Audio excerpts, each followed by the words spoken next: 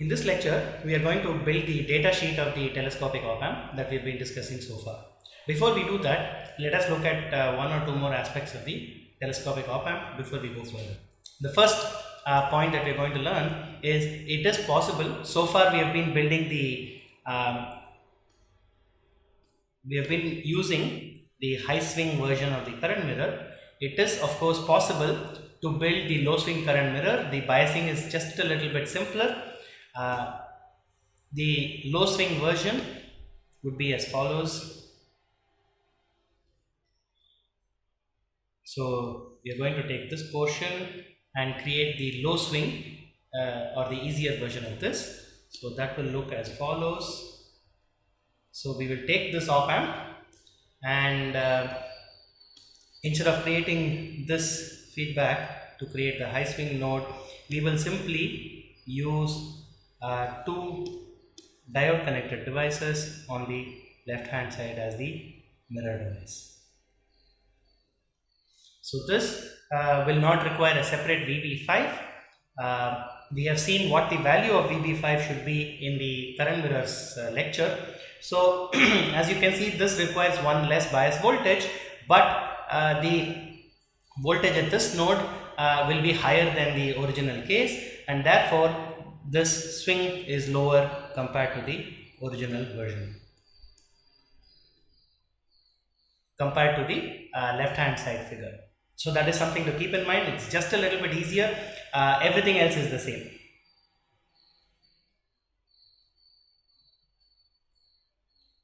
Everything else is almost the same. There will be some small differences, but more or less they are the same circuit except for this particular biasing difference. Next, I will also point out that it is possible to build what is called a triple cascode amplifier. So similar to the telescopic amplifier with a single cascode device, it is also possible to add a double cascode or a triple cascode device.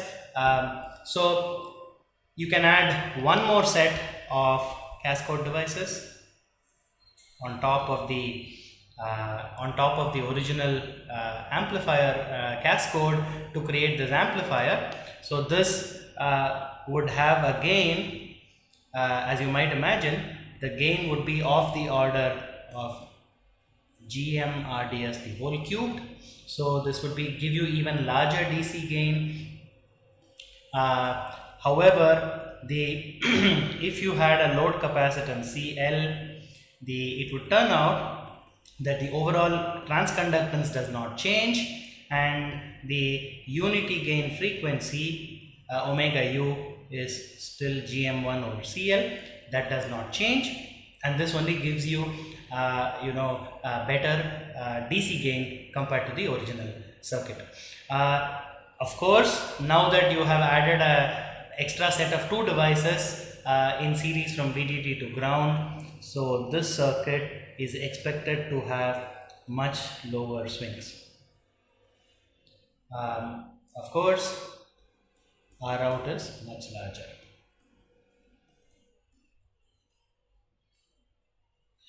Apart from this, you would also expect at low frequencies, you expect no additional noise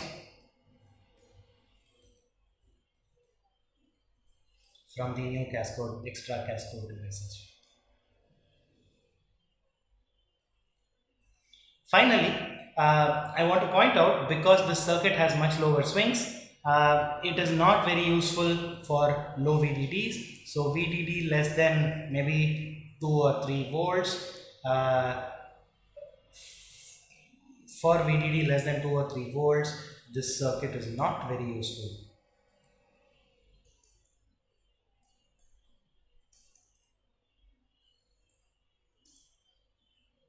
So you do not see it very often.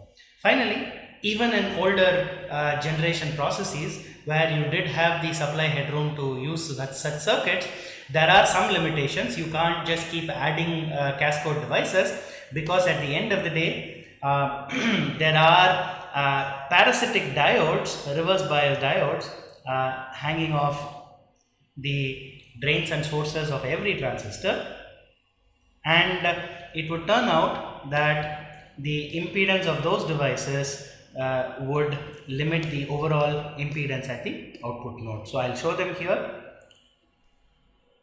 So these are the parasitic diodes, reverse bias diodes of of M5 and M6. So they will have some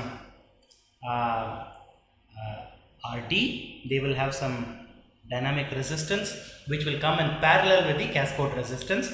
As you keep adding more cascodes, the value of RD does not change because each device has its own fixed parasitic reverse bias diode. Therefore, there is not much value to add a larger stack of devices.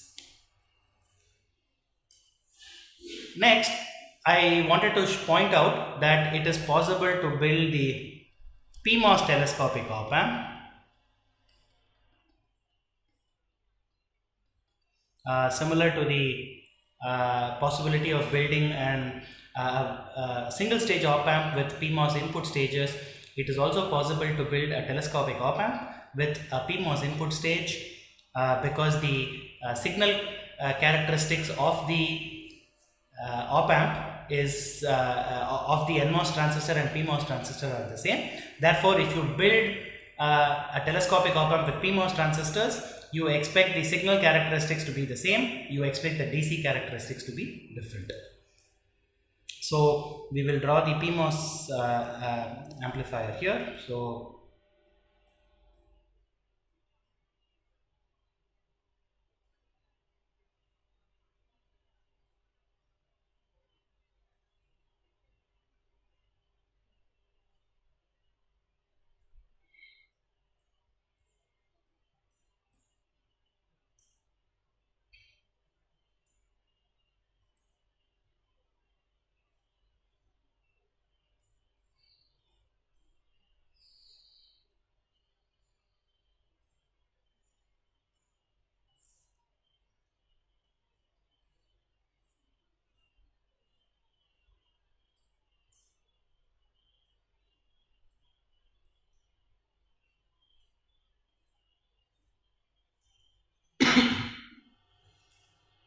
and the input goes to the PMOS transistors shown here. I'll call them M1 and M2, and let us say this is the positive and this is the negative terminal of the op-amp, and the op-amp is biased with a current source of value 2I0, and as you can see, this is the cascode amplifier,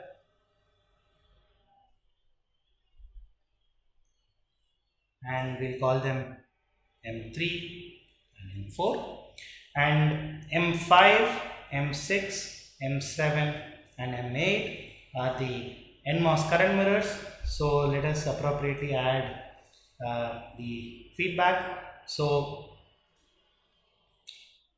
M5 and M7 will have a bias voltage VP5 applied to the gates.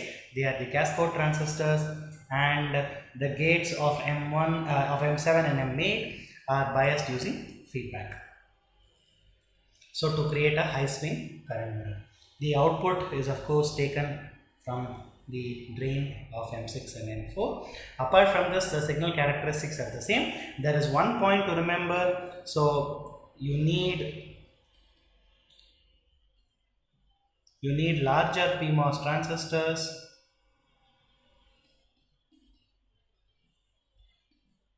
for the same GM.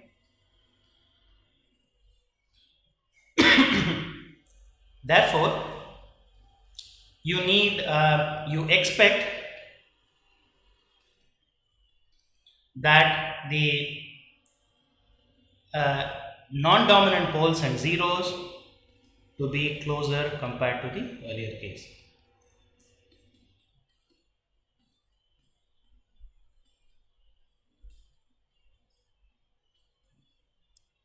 To be smaller, I mean closer into the origin.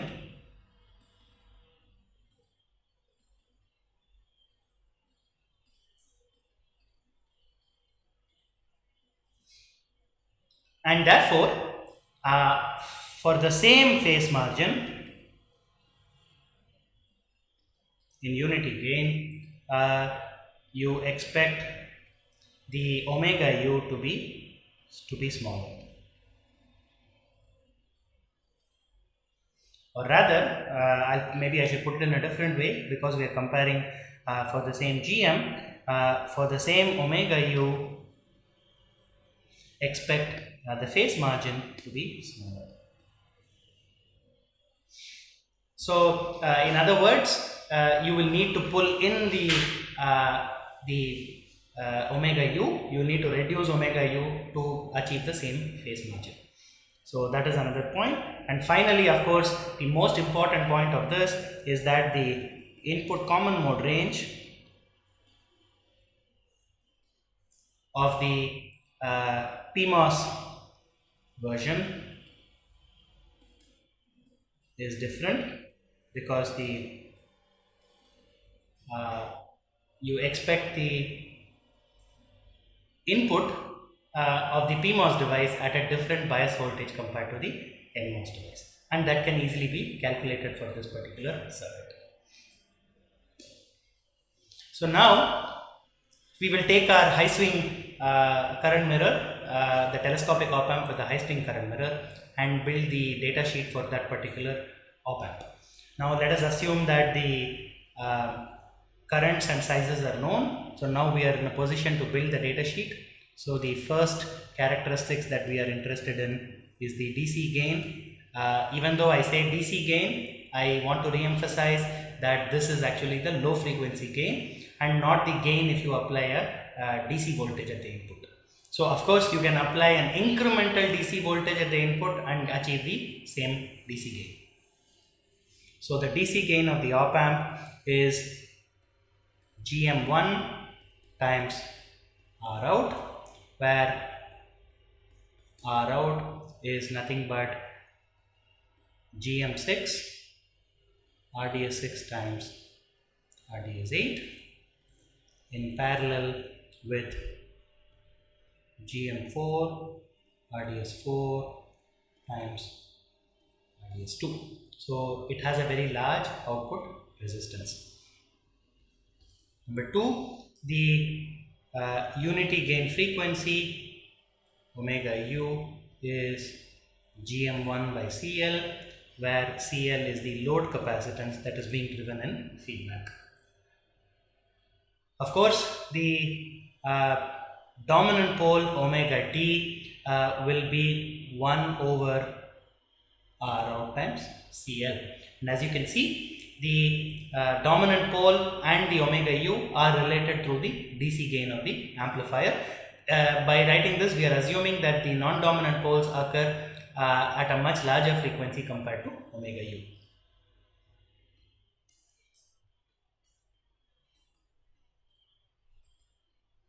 What about non-dominant poles and zeros? As we have seen, you expect this system to have a total of 6 poles, so and several zeros, because you have multiple paths. So there are several of them, several additional poles and zeros.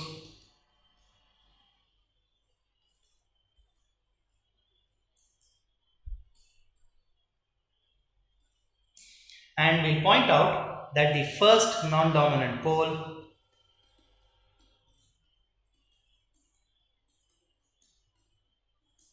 is at node X, which is basically so the position of the pole is GM7 over Cx, where Cx is the total capacitance at node X to ground. The fourth parameter that we'll write is the input referred noise of the telescopic op-amp. As we have seen, the input referred noise En squared has 2 components. You have the component from M1 and M2, you have the component from M7 and M8, and as we saw, the component from M3, M4, M5 and M6 do not appear as an input referred noise at low frequencies, because the gain or rather the path the current noise takes to the output is such that they get cancelled at the output short circuit mode. So the overall input referred noise voltage in squared is 16 kT by 3 GM1 times 1 plus GM7 over GM1. And as you can see now, we also know what to do to reduce noise. So to reduce noise, you need to increase GM1 as much as possible, and you need to decrease GM3 as much as possible. Now please note that increasing GM affects the signal, whereas GM3 is the this should be GM7. Since this is the telescopic op-amp, you are trying to decrease the GM of these two transistors and increase the GM of M1 and M2. Now it should be noted that M1 and M2 are part of the signal path, and the GM will affect this DC gain as well as the unity gain frequency. However, you notice that the value of GM of M7 and M8 do not directly affect the signal characteristics such as DC gain and unity gain frequency, and therefore it is possible to minimize the GM7 without affecting the signal too much. However, there is one catch. So if you decrease GM7, I0 remains the same.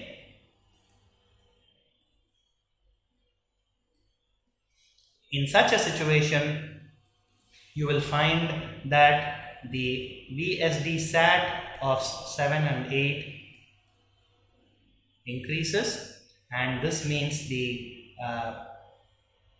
available headroom, in other words available output swing limits, are affected. So in other words, you are basically saying that the minimum voltage that M8 can have before it hits the edge of the triode region is getting larger and larger, because as you can see, for the same current I0, to decrease GM8 or GM7, you need to decrease the size of W over L. So I'll write that down in this manner.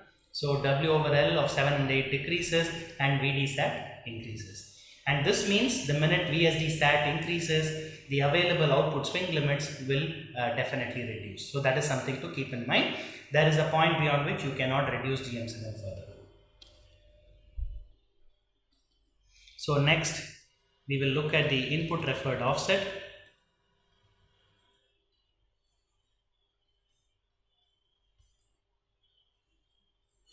So as we saw, again this had two components. The input referred offset squared, which is the standard deviation of the input offset, had two components. The component from the input devices 1, 2 appears directly at the input, and the component from 7 and 8 appears at the input with a scaling factor GM7 over GM1 the whole square. So again, if you want to reduce the input referred offset voltage, you need to reduce the VT offset, VT mismatch between the input transistors.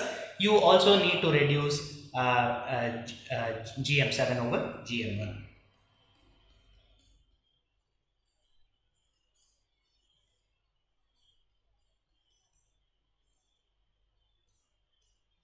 So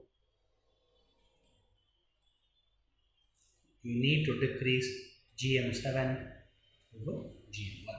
As you can see, decreasing this factor GM7 over GM1 would reduce both the input referred offset voltage and the input referred noise voltage.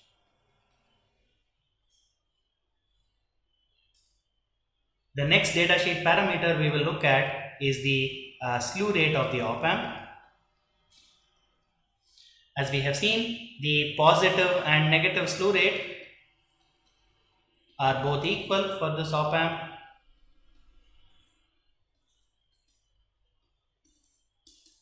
And it is equal to 2I0 over CL. The input common mode range is the next quantity. We have seen that the minimum input common mode is achieved when M0 just hits the edge of triode region, and at that point the minimum input common mode range is VGS1 plus VDSat 0.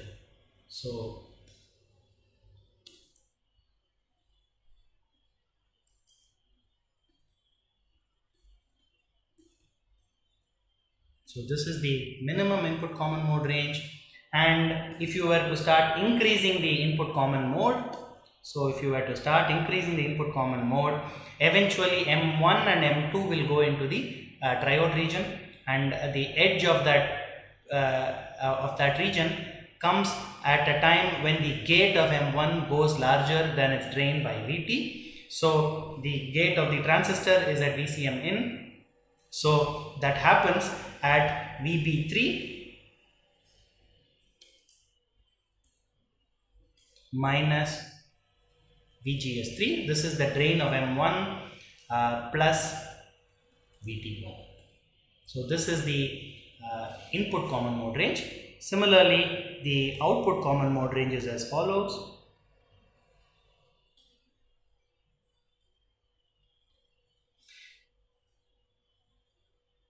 The output common mode range, the maximum output common mode range in this particular situation is when M6 hits the edge of triode region, that is simply VB5 plus VT.